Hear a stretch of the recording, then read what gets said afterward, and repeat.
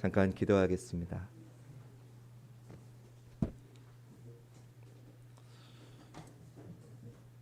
하나님, 오늘도 믿음으로 서기 원합니다.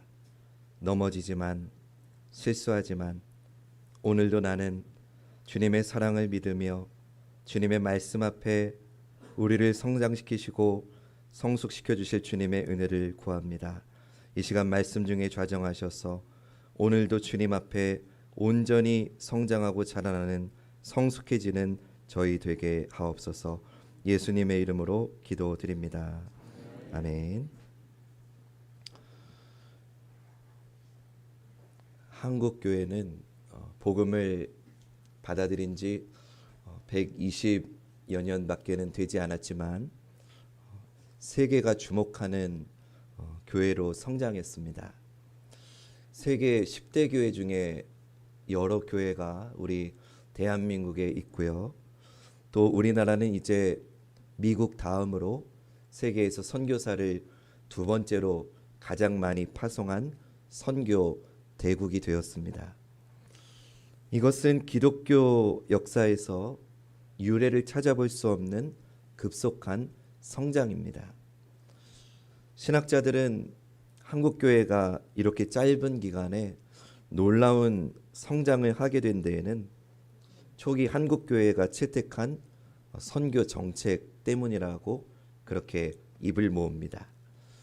초기 한국교회가 채택한 정책은 크게 세 가지의 원칙이 있었는데, 먼저 첫 번째는 현지 지도자를 양성하는 것이었고요. 두 번째는 성경 공부를 강조한 것이었고요. 그리고 마지막 세 번째는 자립적인 신앙을 강조한 겁니다.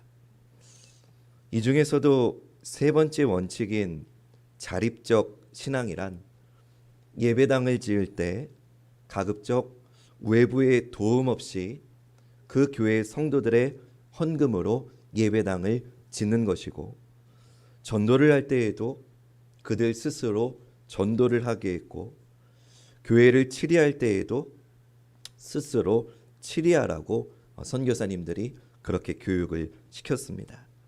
그 중에서도 첫 번째 것, 본인 스스로 교회를 짓는 것은 실천하기가 굉장히 어려운 것이었습니다. 당시 한국 교회의 성도들의 숫자는 적었고 또 가난했기 때문에 외부의 도움 없이 성전을 짓는다는 것은 매우 어려운 일이었습니다. 그러나 선교사님들은 한국인이 예배할 곳이니까 한국인 스스로 이 건축을 감당해야 된다는 그 원칙을 확고하게 가르치셨고, 그 원칙이 오늘 한국교회의 중요한 초석이 된 것입니다. 여러분, 마음이 있는 곳에 물질이 있기 마련입니다. 반대도 마찬가지입니다. 물질이 있는 곳에 마음이 있습니다. 우리가 하나님을 사랑한다면 우리가 가진 물질로 하나님을 예배하는 성전을 짓는 것은 너무나도 당연한 일입니다.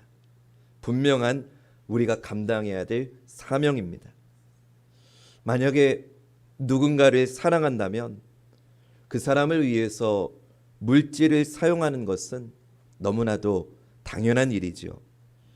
사랑한다고 하면서 물질을 하나도 쓰지 않는 것은 사실 사랑하지 않는 겁니다. 자식이 부모에게 효도를 하는데 입만 가지고 효도를 한다면 그건 효도가 아닙니다. 액수가 많고 적음이 문제가 아니고, 그걸 떠나서 자기가 가진 것으로 최선을 다해서 부모를 섬기고 봉양하는 것이 바른 효도이죠. 대부분의 관계에 있어서 여러분들께서 이렇게 생각하셔도 무방합니다. 물질 없는 관계는 마음이 없는 관계라고 그렇게 여기셔도 무방합니다. 근데 이것은 하나님과의 관계도 마찬가지입니다. 하나님을 믿고 섬김에 있어서 우리의 물질에 헌신 없이 하나님을 믿고 섬긴다고 하는 것은 있을 수 없는 일입니다. 하나님을 온전히 믿고 하나님을 섬기는 사람이 11조와 감사헌금과 각종 여러 가지 종류의 헌금을 드리는 것은 지극히 당연한 섬김입니다. 오늘 저는 출애굽기에 나와 있는 성막 건축을 보면서 하나님이 기뻐하시는 헌신이 무엇인지를 이 시간 여러분과 나누며 은혜를 전하고자 합니다. 성막은 하나님의 명령을 따라서 지어지게 되었습니다. 하나님께서 성막을 지을 재료에 대해서도 모세에게 상세하게 지시해 주셨는데 그 재료를 백성들에게서 거두라고 명령하셨습니다. 모세는 백성들에게 성막을 지는 데 필요한 물품들을 알려주고 이 물품들을 가지고 오라고 선포합니다. 출애굽기 35장을 보면 하나님 앞에 헌물을 어떻게 드려야 되는지 그 헌물을 드리는 자세가 나오고 또 하나님 앞에 몸을 들여 봉사하는 헌신의 자세가 어떠해야 되는지를 우리에게 알려줍니다. 먼저 헌물을 어떻게 드려야 되는지를 먼저 살펴볼 텐데 그 본문이 오늘 우리가 먼저 읽은 첫 번째 본문 출애굽기 35장 21절 말씀인데 우리 한 목소리로 같이 읽어보겠습니다. 시작. 마음이 감동된 모든 자와 자원하는 모든 자가 와서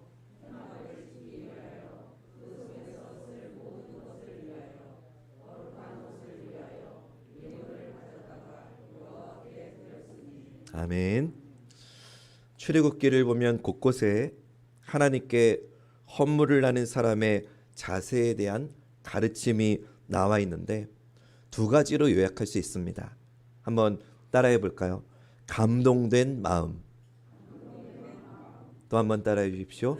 자원하는 마음. 네. 이게 출애굽기에서 알려주는 헌신의 자세입니다. 감동된 마음, 자원하는 마음. 여러분, 우리는 하나님께 어떤 자세로 헌금을 드려야 됩니까? 감동된 마음으로 자원해서 드려야 될 줄로 믿습니다. 감동된 마음과 자원하는 마음. 여러분, 이것은 두 가지 같지만 사실 이 두 가지는 똑같은 마음입니다. 왜냐하면 자원해서 드린다는 것은 마음이 감동되고 은혜를 받았을 때 가능하기 때문입니다. 그런데 우리가 항상 감동되는 마음과 자원하는 마음으로 헌금을 드릴 수 있는 게 아니지요. 때로는 잘못된 동기로 헌금을 드리는 경우가 있습니다. 가장 흔한 경우는 강요에 의해서 드리는 헌금입니다. 우리가 잘못 하나님께 헌금을 드리는 첫 번째는 강요에 의해서 드리는 헌금입니다. 사랑하는 여러분, 저는 관악중앙교회 부임해서 오늘 처음으로 헌금 이야기를 강단에서 합니다. 그래서 어떤 분들은 이제 목사님이 헌금을 좀 많이 하라고, 그래야 복을 받으니까 헌금을 좀 많이 하라고 말씀을 하시려는가 보다라고 생각하실지 모를 텐데 반대입니다. 저는 여러분들에게 헌금을 강요할 생각이 추호도 없습니다. 젊은이들 표현대로 하면 1도 없습니다. 왜냐하면 강요한다고 해서 드리는 시대도 아니고 그런 강요에 의해서 드려진 헌금을 하나님께서 기뻐 받으실 리가 없기 때문입니다. 사랑하는 여러분, 꼭 기억하십시오. 하나님의 일은 하나님께서 하십니다. 다시 말씀드립니다. 하나님의 일은 하나님께서 하십니다. 하나님의 일은 돈이 없다고 취소되지 않습니다. 하나님은 누구를 통해서든지 반드시 당신의 일을 이루시는데 누구를 통해서 이루시느냐? 감동되고 자원하는 사람을 통해서 이루시는 줄 믿습니다. 그렇기 때문에 강요에 의해서 드리는 헌금은 있을 수도 없고 있어서도 안 됩니다. 강요에 의해서 드리는 헌금을 하나님은 결코 기뻐 받으시지 않습니다. 또 많은 경우 잘못 드려지는 헌금이 어떤 경우냐? 체면 때문에 드리는 헌금입니다. 대개 이런 거죠. 내가 그래도 장로인데, 내가 권사인데, 우리 교회가 성전 건축을 하는데 내가 그래도 이 정도 헌금을 해야 되지 않을까? 이런 생각으로 드리는 헌금이 체면 때문에 드리는 헌금입니다. 감동이 되고 자원하는 마음이 없는데 체면 때문에 헌금을 드리는 것도 마찬가지입니다. 하나님은 그런 헌금을 기뻐 받으시지 않습니다. 그런 것은 아무런 의미가 없습니다. 마지막으로 우리가 잘못 드리는 헌금이 있는데 계산적으로 드리는 헌금입니다. 이것도 하나님은 기뻐 받으시지 않으십니다. 한 지방 교회에서 있었던 일입니다. 어떤 집사님이 교회에 1억을 헌금했는데 그것이 소송에 걸렸습니다. 그 집사님이 그 지역 군수 선거 후보자였기 때문입니다. 선거를 앞두고 기부를 못하게 되어 있는데 부정한 방법으로 기부를 했다고 상대편 후보가 소송을 건 겁니다. 소송의 내용은 그 교회 교인들에게 지지를 얻으려고 헌금을 했다는 겁니다. 그러자 군수 후보인 이 집사님이 이것은 하나님께 드린 것이라고 항의를 했고 결국은 법정으로 이 문제가 올라가게 됐습니다. 여러분 어떻게 됐을까요? 법원에서 몇 년간 그 교회의 헌금 장부를 조사했습니다. 그리고 이 집사님이 헌금을 이렇게 많이 해본 적이 전혀 없는 사람이라는 것을 알아냈습니다. 그런데 선거를 한 달 앞두고 1억을 헌금한 거죠. 그래서 법원은 그것을 정치 헌금이라고 판결했습니다. 평소에는 전혀 드리지 않다가 선거를 앞두고 거액의 헌금을 하고 교인들에게 그것을 알리고 박수를 받았으니 그것은 하나님께 드린 것이 아니고 사람에게 한 것이라고 부정한 기부라고 법원이 판결을 내렸습니다. 여러분 이것은 하나님을 기만하는 것입니다. 사적인 이익을 목적으로 한 헌금은 하나님께서 결코 받지 않으십니다. 이처럼 강요에 의한 것이나 체면에 의한 것이나 계산에 의한 헌금을 하나님은 받지 않으십니다. 하나님이 받으시는 것은 오직 우리의 마음이 감동이 되어서 십자가의 은혜에 감동이 되어서 드리는 자원하는 심령의 헌물을 받으심을 믿으시길 주님의 이름으로 축원합니다. 사도행전 5장에 이런 이야기가 나옵니다. 아나니아하고 삽비라 부부가 하나님을 속이는 죄를 범합니다. 그들이 땅을 팔아서 하나님께 헌금을 드리는데 그 동기가 십자가의 은혜에 감격해서가 아니었습니다. 바나바가 헌금을 드리는 모습에 사람들이 그를 칭송하니까 자기들도 사람들의 칭송을 받고 싶어하는 시기심, 다른 사람들에게 자기를 드러내 보이고 싶은 과시욕 때문에 그들이 헌금을 드렸죠. 성경은 그런 헌물은 하나님이 결코 받지 않으신다는 것을 우리에게 가르쳐 줍니다. 여러분, 하나님은 돈이 없고 능력이 없어서 우리의 헌물을 받으시려는 것이 결코 아닙니다. 사랑하는 여러분, 기억하십시오. 하나님이 받기 원하시는 것은 우리의 물질이 아니라 우리의 진심입니다. 다시 말씀드립니다. 하나님이 받기 원하시는 것은 우리의 물질이 아니라 우리의 진심입니다. 그 진심이 모일 때 하나님의 일이 이루어지는 겁니다.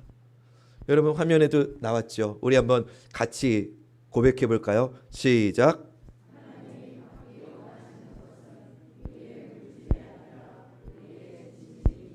아멘. 저는 우리 교회 성전 건축이 물질이 아니라 우리의 진심이 모아져서 지어지는 아름다운 건축이 되기를 간절히 소원합니다. 그래서 하나님이 기뻐하시는 건축이 되기를 다시 한번 주님의 이름으로 축원합니다. 오늘 두 번째 본문은 헌신의 원리에 대해서 우리에게 말씀해 주고 있습니다. 하나님께서 브살렐과 오홀리압을 성막을 짓는 총책임자로 임명하십니다. 근데 오늘 본문 31절 말씀이 굉장히 중요한 사실을 우리에게 알려줍니다. 우리 31절 말씀 같이 읽어보겠습니다. 시작. 하나님의 영을 그에게 충만하게 하여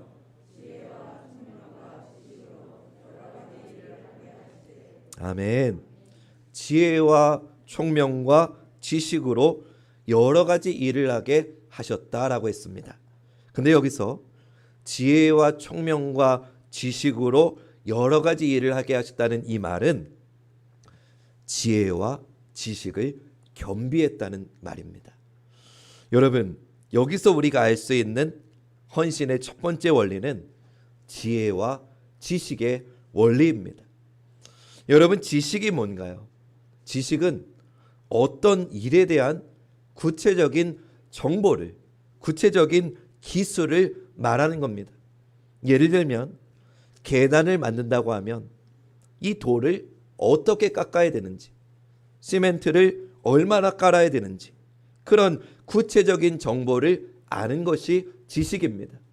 반면에 지혜는 그 일을 전체적으로 운용할 수 있는 능력입니다. 쉽게 말하면 큰 그림을 볼 줄 아는 겁니다. 어떤 사람들을 뽑아야 되는지, 또 어떻게 교육시켜야 되는지, 어떤 일을 먼저 해야 되는지, 사람들이 끊임없이 감동을 받고 일할 수 있는 방법이 무엇인지, 자금은 어떻게 조달할 것인지 등 이런 모든 경영에 대한 큰 그림을 그릴 줄 아는 것이 지혜입니다. 여러분, 어떤 사람이 교회의 일꾼이 되어야 되는지 아십니까? 어떤 사람이 교회에서 헌신해야 되는지 아십니까? 바로 지혜와 지식을 겸비한 사람이 주님께 헌신해야 됩니다. 지식은 있는데 지혜가 없는 사람이 있어요. 잘 들어보세요. 지식은 있는데 지혜가 없는 사람은 오히려 하나님의 일을 방해하는 경우가 많습니다. 저는 이런 경우를 많이 봤습니다. 지식은 있는데 지혜가 없는 사람은 하나님의 일에 걸림돌이 될 때가 많아요. 예를 들면 우리가 말을 할 때도 마찬가지예요. 지식은 있는데 지혜가 없는 사람은 자기가 지금 하는 말이 옳은 말인지 그른 말인지만 생각해요. 그러나 지혜를 겸비한 사람은 이 말이 옳은지 그른지도 생각하지만 뿐만 아니라 거기에 더해서 이 말을 언제 해야 될 말인지를 생각합니다. 또 이 말을 누가 해야 될 말인지를 생각합니다. 또 이 말을 공개적으로 해야 되는지 아니면 조용히 찾아가서 개인적으로 해야 되는지를 생각합니다. 또 이 말을 부드럽게 말해야 되는지 아니면 단호하게 아주 엄중하게 말해야 되는지도 생각합니다. 게다가 진짜 지혜가 있는 사람은 내가 이 말을 꼭 할 필요가 있는지 없는지까지조차 판단을 할 수 있는 사람입니다. 오늘날 교회가 시끄러운 이유는 지식은 있는데 지혜가 없기 때문입니다. 말을 하면서 이 말이 옳은지 그른지만 생각하면서 시도 때도 없이 이리저리 말을 퍼뜨리기 때문에 교회가 시끄러워지는 겁니다. 사랑하는 여러분, 지식은 책을 통해 얻을 수 있습니다. 공부하면 지식을 얻을 수 있습니다. 그러나 지혜는 말씀을 배워야 얻을 수 있습니다. 지혜는 기도할 때 성령께서 주님의 마음을 부어주어야 얻을 수 있습니다. 그렇기 때문에 지혜와 지식을 겸비한 믿음의 우리 성도님들 되시기를 주님의 이름으로 간절히 축원합니다. 더 이상 지식만 가지고 이리저리 말을 떠드는 이들 없길 바랍니다. 이미 없는 줄 알지만 더 없길 바랍니다. 성령께서는 이 말을 내가 꼭 해야 될 말인지 아닌지를 일깨워 주시는 분이고, 내가 이 말을 꼭 해야 한다고 하더라도 말씀드린 것처럼 공개적으로 해야 되는지, 은밀하게 해야 되는지, 개인적으로 해야 되는 건지, 아니면 그저 침묵하고 기도해야 되는지를 깨닫게 해주시는 겁니다. 근데 이 지혜가 없으니 그냥 335 모일 때마다 이 말 저 말을 떠들어 되는 것입니다. 다시 부탁드립니다. 앞으로 우리 교회에는 성령께서 주시는 지혜와 지식을 온전히 겸비한 온전한 우리 성도님들 되시기를 주님의 이름으로 축원합니다. 헌신의 두 번째 원리는 협력의 원리입니다. 여러분, 왜 하나님은 성막을 지을 때 부살렐 한 사람만 세우지 않으시고 오홀리압을 함께 세우셨을까요? 협력의 원리를 가르쳐 주시기 위함입니다. 하나님은 모세 한 사람만 세우지 않으시고 그에게 아론을 같이 세워주셨습니다. 예수님도 제자 12명이나 세우셨습니다. 또 예수님께서 선교를 보내실 때 혼자 보내지 않으시고 둘씩 짝을 지어서 보내셨습니다. 왜입니까? 하나님의 일은 협력하는 것이라는 걸 보여주시기 위해서입니다. 여러분, 때로 그런 생각을 갖고 있는 분들을 만납니다. 목사님, 이 사람 저 사람 생각 다 들어보면 아무 일도 안 됩니다. 그냥 지식 있는, 이 분야에 전문 있는 그 소수가 머리를 맞대고 그냥 결정해서 나가야 됩니다. 특별히 건축을 진행함에 있어서 목사님, 건축위원들 일일이 다 감나라 배나라 하면은 아무것도 안 됩니다. 이런 말씀하시는 분도 있는데, 여러분, 그 말도 일리는 있지만 의논하다 보면 일이 늦어질 수도 있고 그것이 비효율적인 것처럼 보일 수도 있지만, 그러나 교회의 일은 협력할 때 주님의 일은 온전해지고, 그럴 때 교회는 덕을 세울 수 있음을 믿으시기 바랍니다. 하나님의 일은 혼자 하는 게 아니고 협력해서 하는 겁니다. 여러분, 예수님이 능력이 없으셔서 제자를 12명이나 세우신 겁니까? 아니에요. 예수님은 협력의 본을 우리에게 보여주시기 위해서 제자들을 세우시는 거예요. 여러분, 이스라엘 역사에서 싸움을 제일 잘한 사람이 누군지 아세요? 손이 3개인 사람. 삼손이죠. 진짜 손이 3개라고 하시면 안 돼요. 가장 싸움을 잘하는 능력이 있었던 사람이 삼손이에요. 그런데 성경을 보면 그는 비참한 최후를 맞습니다. 그 이유가 뭘까 생각해 보니까 그는 능력은 있었지만 협력할 줄을 몰랐던 거예요. 여러분, 큰 일을 행할 수 있을지 모르지만 협력하는 사람, 그에게 조언해 주는 사람이 없었기에 그의 인생은 비참하게 마무리된 거죠. 사랑하는 여러분, 마찬가지입니다. 교회는 협력해서 함께 지어져가는 공동체입니다. 목사 혼자 하는 게 아닙니다. 장로님들만 하는 게 아닙니다. 저와 여러분, 우리 모두가 합력해서 선을 이루는 그런 공동체에 하나님의 나라가 임하게 될 줄로 믿습니다. 마지막 헌신의 세 번째 원리를 오늘 본문 34절이 우리에게 알려주십니다. 우리 34절 말씀 한 목소리로 읽어봅니다. 시작. 또 그와 단지파 아히사막의 아들 오홀리압을 아멘. 헌신의 세 번째 원리는 가르침과 그 가르침을 받는 계승의 원리입니다. 여러분, 자기만 봉사하고 자기만 헌신하는 것으로 그쳐서는 안 됩니다. 그것을 우리 후대에 반드시 가르쳐 줘야 됩니다. 내가 은퇴한 후에도 계속 사역할 수 있는 사람을 가르쳐 줘야 됩니다. 그것이 헌신의 원리입니다. 더러 우리 성도님들 가운데 나만 열심히 봉사하면 되지, 나만 하나님 앞에 똑바로 서면 되지 라고 생각하시는 분 계신데, 여러분, 그건 반쪽짜리입니다. 가르치셔야 됩니다. 가르치셔서 후에 더 나은 제자가 이 주님의 교회를 받들어 나갈 수 있도록 훈련시키셔야 됩니다. 여러분, 저는 새벽마다 소망하며 기도하는 게 있습니다. 뭔지 아세요? 지금 우리 세대보다 우리 자녀들 세대가 하나님을 더 사랑하는 세대가 되기를 저는 기도합니다.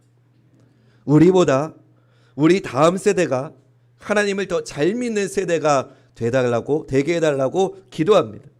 우리보다 우리 다음 세대가 하나님께 더 충성하고 더 헌신하는 세대가 되게 해달라고 저는 기도합니다.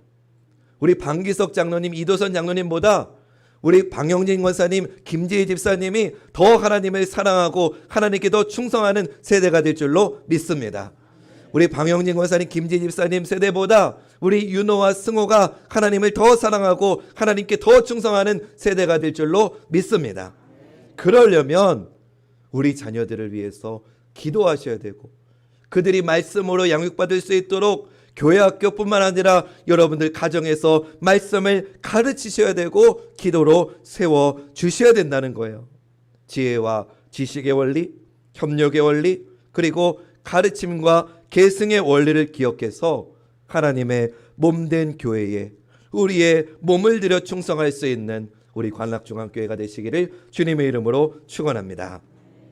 마지막으로 여러분과 나누고 싶은 말씀은, 하나님이 기뻐하시는 헌신은 진리 위에 서 있는 헌신을 하나님은 기뻐하신다는 거예요.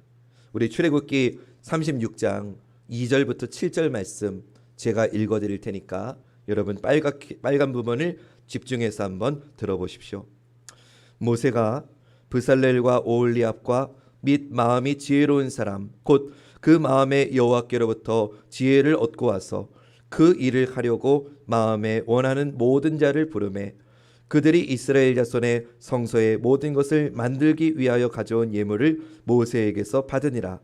그러나 백성이 아침마다 자원하는 예물을 연하여 가져왔으므로 성소의 모든 일을 하는 지혜로운 자들이 각기 하는 일을 중지하고 와서 모세에게 말하여 이르되, 백성이 너무 많이 가져오므로 여호와께서 명령하신 일에 쓰기에 남음이 있나이다. 모세가 명령을 내리매 그들이 진중에 공포하여 이르되, 남녀를 막론하고 성소에 드릴 예물을 다시 만들지 말라 하매 백성이 가져오기를 그치니 있는 재료가 모든 일을 하기에 넉넉하여 남음이 있었더라. 아멘. 성막을 짓는데 필요한 것들이 있어서 말하니까 마음에 감동된 사람들이 자원해서 이것들을 가져오는데 문제가 생긴 거예요. 너무 많이 가져와 가지고 더 일을 못할 지경이 돼서 모세가 이제 그만 가져오라고 하는 경지까지 된 겁니다. 여러분, 어떻게 이런 헌신이 가능할까요? 답은 우리의 참된 헌신은 진리 위에 설 때 영원함을 믿으시길 주님의 이름으로 축원합니다. 축원합니다. 우리의 헌신이 영원한 진리 위에 서 있어야 영원할 수 있는 거예요. 여러분, 이단에 빠진 사람들 보셨어요? 신천지에 빠진 사람들은 14만 4천 명 안에 들기 위해서 그 처음에는 진짜 사람 숫자 14만 4천 명을 말하다가 이제 신천지가 사람이 너무 많아지니까 이 이만희 교주 이하 그 지도자들이 뭐라고 가르치느냐, 이거는 영적인 숫자인 거고 집 팔고 땅 팔고 재산 다 바쳐서 진짜 헌신하는 사람이 이 14만 4천 명에 들 수 있다고 말하는 거예요.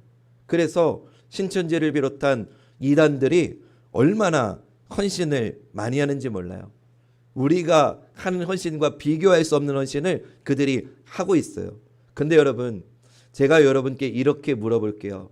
그들의 헌신이, 이단들의 헌신이 세대를 거쳐서 그 헌신이 이어지는 걸 여러분 보셨습니까? 가장 여러분들이 이해하기 쉬운 예를 들어볼까요? 1992년 10월 28일에 이장림 목사의 다미선교회가 휴거 사건을 이렇게 선포했죠.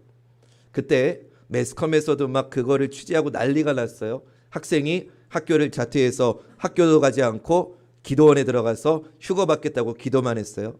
직장인들이 직장을 사표를 내고 그 기도원에 들어와서 휴거 받겠다고 기도에 매달렸어요. 가정주부가 가족들을 내팽개치고 와가지고 자기도 휴가 받겠다고 와서 기도하는 일이 벌어졌어요. 그들의 헌신이 얼마나 대단합니까? 여러분들 중에 직장 그만두고 학교 그만두고 와가지고 여기 와서 기도만 하라고 하면 하실 분 있으세요? 그들의 헌신을 우리가 흉내도 낼 수 없어요. 그런데 그 10월 28일에 아무 일 일어나지 않고 단 하루가 지나갔을 때 그 헌신이 이어질 수 있느냐는 거예요. 그렇지 않죠. 왜입니까? 그것은 진리가 아니기 때문입니다. 그러나 여러분, 기독교 역사를 보십시오. 예수님이 십자가에 달려 돌아가셨을 때 이제 이 예수 운동은 끝이라고 했어요. 예수를 십자가에 죽였으니 예수의 추종자들은 없어질 거라고 했어요. 근데 어때요? 예수님을 십자가에 달려 돌아가셨는데 부활승천하신 이후에 성령이 임하니까 제자들이 목숨을 아끼지 않고 세계 곳곳에 흩어져서 예수님 부활하셨다는 걸 증거하지 않습니까? 할렐루야.